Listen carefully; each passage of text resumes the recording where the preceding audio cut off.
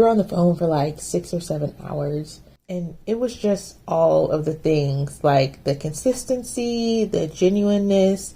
He celebrated me in things I overlooked in myself. He respected my mind. He was seeking to like understand instead of being judgmental. He was humble enough to communicate effectively.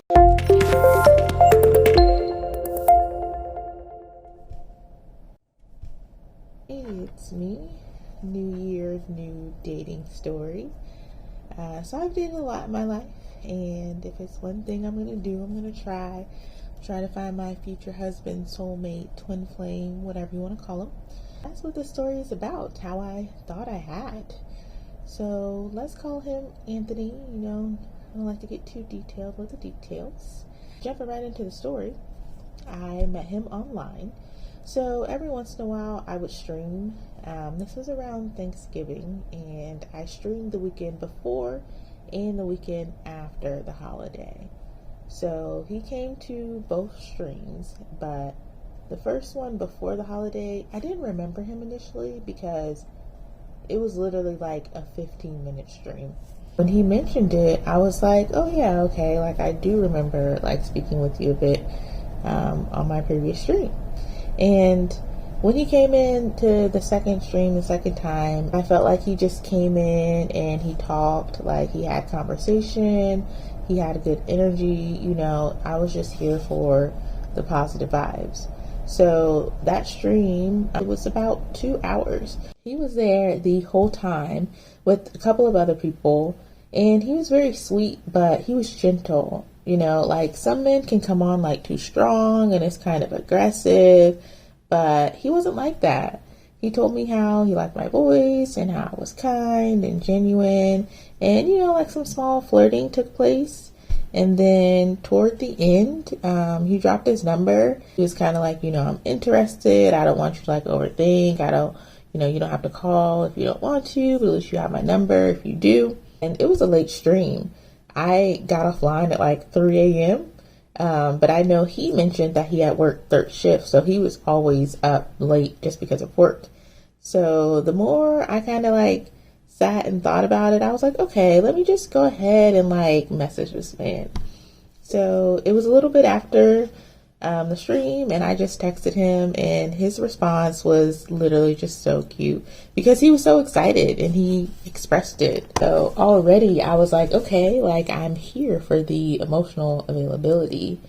So we ended up talking on the phone that same night after my stream, and it was crazy because we were on the phone for like 6 or 7 hours. And it was just all of the things, like the consistency, the genuineness. He celebrated me in things I overlooked in myself. He respected my mind. He was seeking to like understand instead of being judgmental. He was humble enough to communicate effectively, and it was from a place of like reflection. He was looking for a commitment, and it was clear that it was more than just some sexual thing. So it got pretty intense. He told me that he loved me at the end of like that 7-hour call, which may seem, a bit red flaggish, but I could tell that he was genuine. And I felt really strongly too. And I remember like even that night, morning at that point, messaging my sister saying like, can you fall in love in one day? And it was kind of like a joke, but it was kind of like serious at the same time, in the sense of like, I usually take a few weeks to even have my level of interest move to like a level where I would say I like someone. And the fact that for him, it was just like shattered in one night was so rare. Like I just was really into him. So this happened on a Friday night, by the way. And we continued with the calls all weekend. Like by the end of the weekend, we had been on the phone for like 22 hours or something crazy overall. And I still wanted to talk to him more. He made me feel seen and heard. Like what's understood doesn't need to be explained. Like we were just there with it.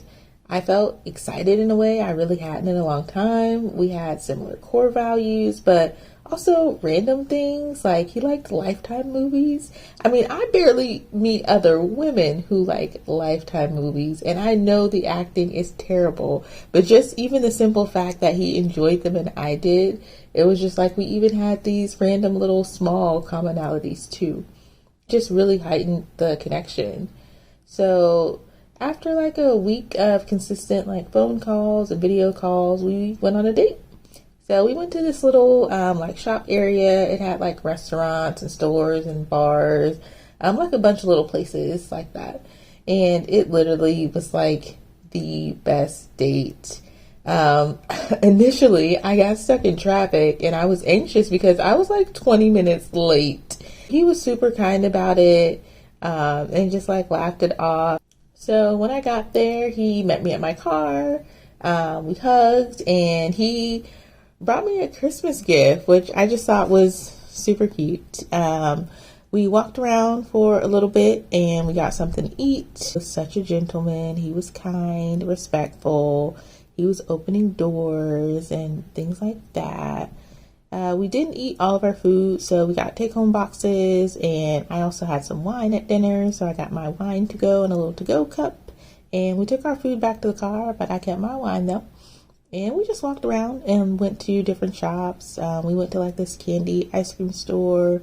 We went to like a record store, and then we ended up going to the bar, and all of this is in the same area of the little shop place that we were at. So the bar that we went to, it had a little arcade thing. So we played, I forget what it's called, like that mini bowling game where you like roll the balls up into the little hole thing.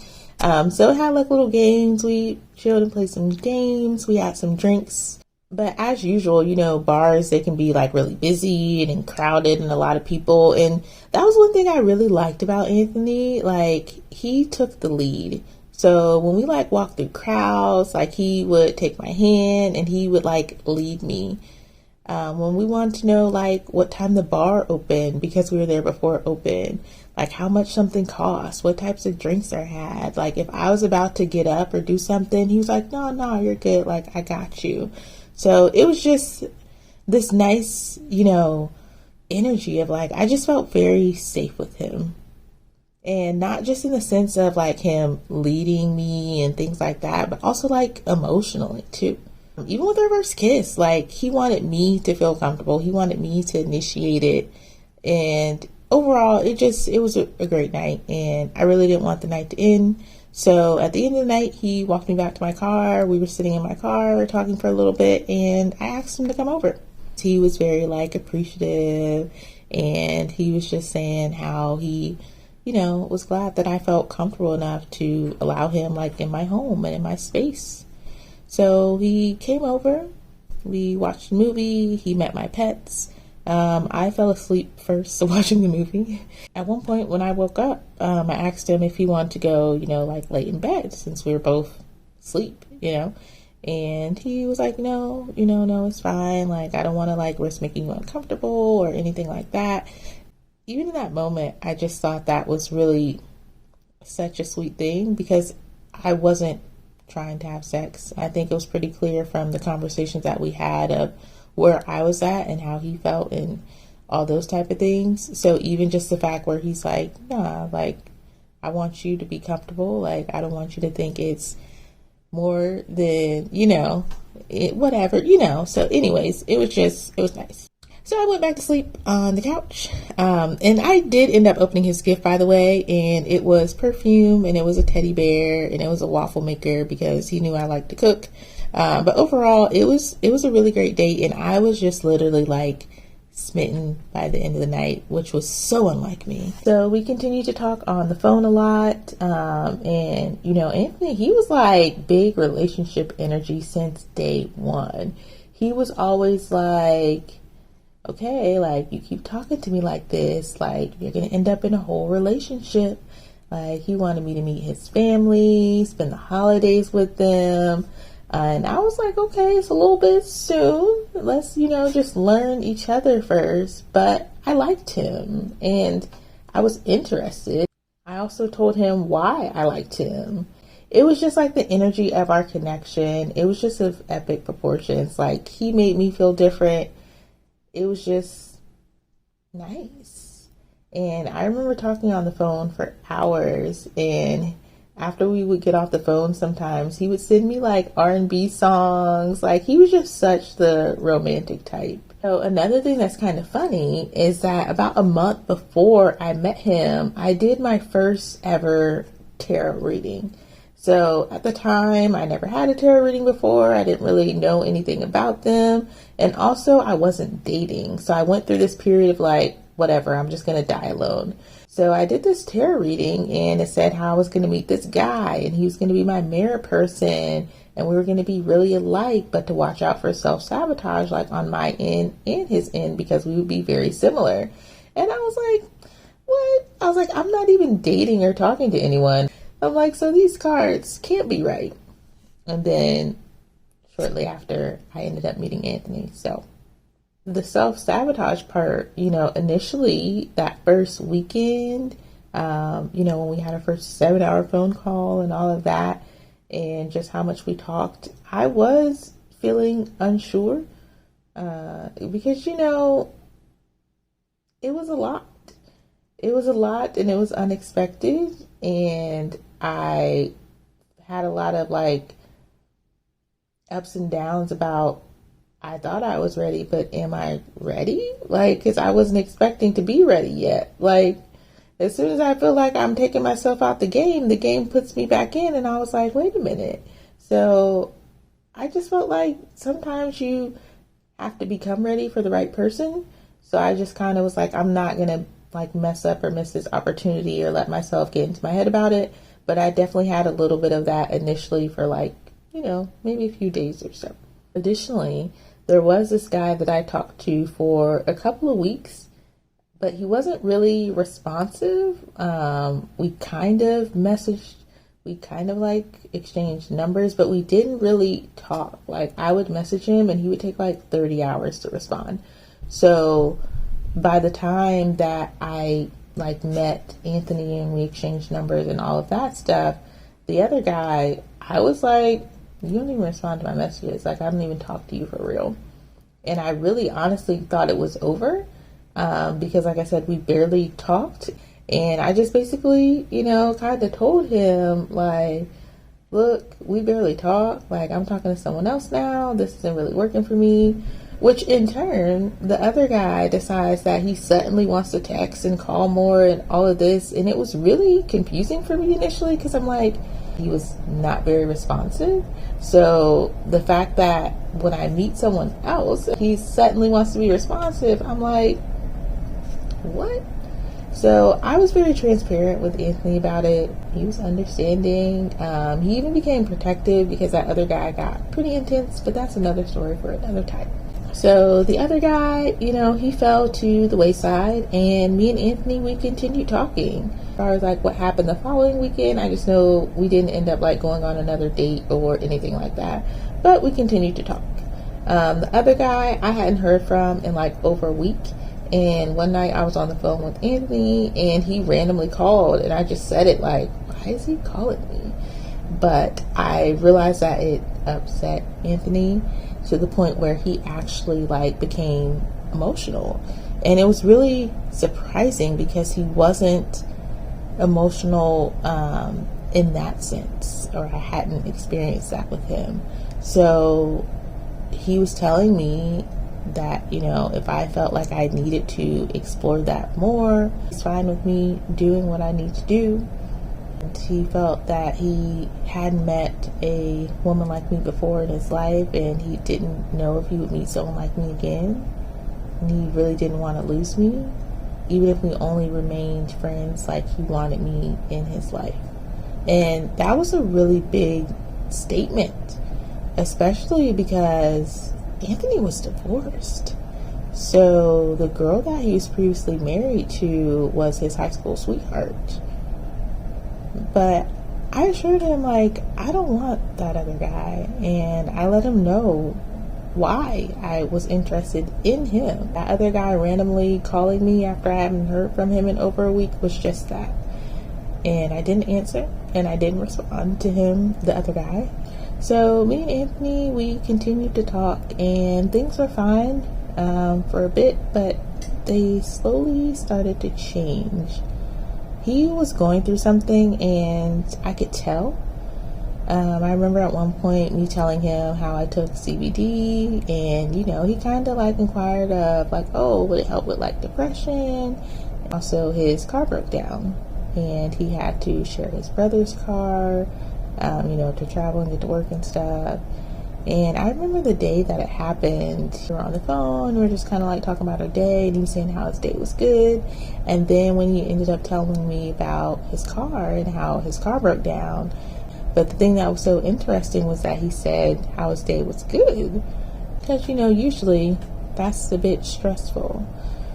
So I felt like after that point, with the stuff with his car, was when things really started to slow down.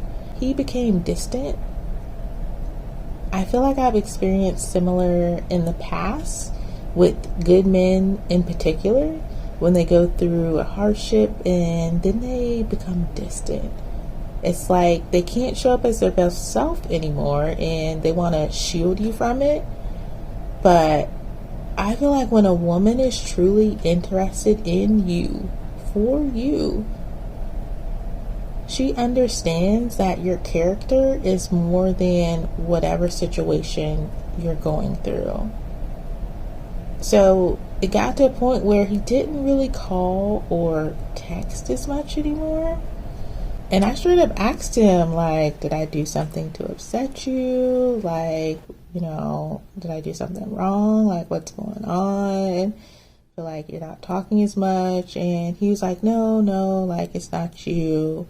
And in general, like, he always responded to my messages. If I called, he answered the phone, but he hardly initiated anymore.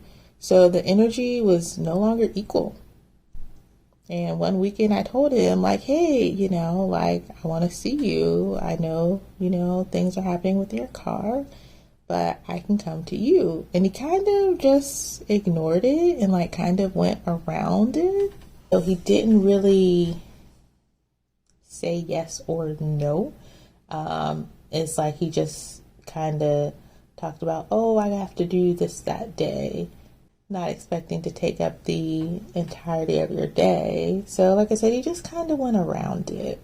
And it got to a point where I started to feel ignored and like disregarded.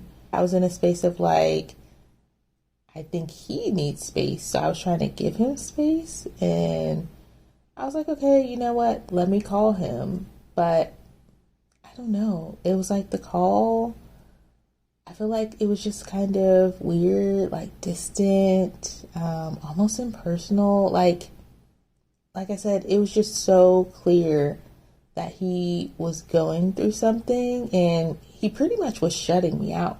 Of course, it's like, I have all of these feelings involved, and I messaged him one night and I was like, are you still interested in me? Are things okay? Is there anything that I did, or is there anything that I can do that would be helpful? And he told me, like, it's not you, it's me. I'm just doing a self-check, and I'm just not ready for a relationship. I was kind of mind blown, because, like, mind you, he's been telling me that he loves me, that he wanted a relationship, that he wanted me to meet his family, that he wanted me to spend Christmas with him. And I was the one telling him, like, okay, it's a lot, pump the brakes. So when he tells me the pure opposite in this moment, it was literally like from 1,000 to 0. And you just get like that sinking hole in your chest, like, damn. So he would kind of occasionally text good morning, but the messages were very short. Like, if I would try to say more, he just wasn't really giving me much of a response. Just, once again, I felt pretty disregarded. So this went on for, I don't know, maybe like a week and a half or so, 2 weeks. It went on for, let's just say, a couple of weeks. And after Christmas, I remember that he messaged me and he said, Merry Christmas. And we talked a little bit. I was out of town and I told him that. And I told him I was like coming back the next day. And he messaged me and was like, oh, did you get in okay? How was your flight? Things like that. And I'm like, it's fine. And I was like, can I see you? Like, I'm back in town, you know? And he was like, no, like not yet, but soon. Kind of like this just weird elusive thing. So it was a few days before New Year's, probably more like a couple days, 2 days before, I think. I waited for this not yet, soon type of thing. He's not gonna really pick things back up. So I messaged him. And I think it was on, like I said, I don't know, 29th, 30th. I just remember it was before the actual New Year day. And I told him like, hey, I just wanted to wish you a happy new year. I can't wait anymore. And I know you never asked me to, but this isn't good for me. So I'm just going to let you, have your space and I won't wait around. Happy New Year. And he texted me back and said, Happy New Year. And that's kind of how our messages went. Like if I would say things, he would respond to like one part and disregard everything else. Just say, all right, Happy New Year. And I'm like, all right. So then 2 days later on actual New Year's, he texted me at midnight saying Happy New Year's. And I didn't respond because I felt like my previous message was me stating, hey, I can't wait anymore. But he didn't acknowledge any of that. You can't really expect someone to just be on hold for you. Especially when I felt like I was pretty upfront about trying to have a conversation. Even if he would have, told me something. If he would have said, yes, I'm still interested in you and I just need to da-da-da-da, or, something. So anyways, I didn't respond to his message. And at the beginning of the year, I ended up streaming and he came in, but he didn't say anything. And he ended up streaming also at the beginning of the year one day. And I went into his stream, but I didn't say anything. And he saw me come in and he did a double take. And he ended up unfavoriting me. And I was just like, all right. Around the beginning of the year is when I met my ex, the one who I talked about in the Good Isn't Good Enough story. So, it was really kind of like time to let Anthony go. And that was pretty much it. I just thought, the timing just wasn't right for us. And I really did think eventually we would find our ways back to each other. I mean, it was so crazy because I feel like after the short relationship that I had with my ex at the time, I felt his energy, Anthony's energy. I literally would feel like if I was having a bad day, if you ever did Reiki before or have experienced it and have felt a good energy being sent to you, that's what I would feel. But it was specifically Anthony's energy. And it was so surreal because I'm like, this man isn't even here. I haven't even talked to you. It was crazy. And by that time we hadn't talked for, 4 or 5 months. Anyways, that was the new year. And I ended up getting a new number probably about 2 months after, but I was also in a relationship at that time. So Anthony was no longer my focus or concern. So by this point it was summer and I hadn't heard from him or talked to him since the New Year's thing, but also I got a new number 2 months after. So that too. And oddly enough, his birthday saved in my phone. So when we were talking, I saved his birthday to his contact, which adds it to my phone calendar. So his birthday was in the summer, but the thing that was so crazy was that I had reset my phone and I had actually lost legit contacts. And for some odd reason, not only did his contact save, his birthday saved. So I was like, okay, I guess I'll tell him happy birthday. In addition to, I had also gotten to tarot readings and things like that, and I kept having readings that like pointed to me finding someone again, which the description sounded like him. So I really thought it was just timing. So I'm like, I'm gonna tell him happy birthday. I texted him, I told him happy birthday. He responded back. This was a new number, so I didn't say like who I was or anything. And I was going to, but then I was like, you know what? It's his birthday. I don't really want to like bring all of that on him right now. I don't know where he's at or what his headspace is like. And I said eventually like I'll message him in a few days, but I didn't end up doing that for the rest of the summer.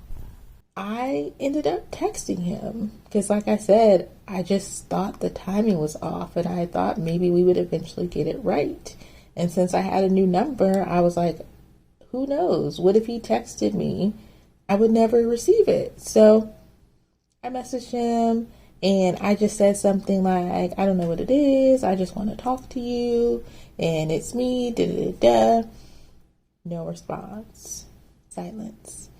And part of me is like, well, maybe that's not his number anymore. I don't know. After about 12 months, basically a year after everything ended, last time I talked to him, last time I got a message from him, all of that of such, I realized that I was still waiting for him. Really thought, what if he reaches out? And we didn't have each other on social media. Neither of us are big social media people. There was like no connection or possibility to like reach out there. But that bothered me is there's just that part of that just will wonder like, what was he going through? Like what happened so drastically? Because I feel like it just wasn't his car. I feel like it had to be something else. I feel like it had to be more going on. I continued to message him when he got distant. I continued to like reach out and try to open up and make him feel comfortable having a conversation. He really just shut down. If you're still interested, why didn't you just say that when I literally asked you instead of disregarding that part of my message? And I felt like, if he would have opened up to me and let me in, maybe things could have worked. I held space for him, but then I was always in the state of, well, what if he comes back? What if he tries to reach out? And then I said to myself, but what if he never comes back? What if what we shared was just a brief but beautiful moment? And it was really about a month that we were dating. And it was rough because I really thought that he was the one. I can't base my life off of what is. I have to base it on what is happening now. So I can't keep living in the what if and holding space for someone I hadn't spoken to.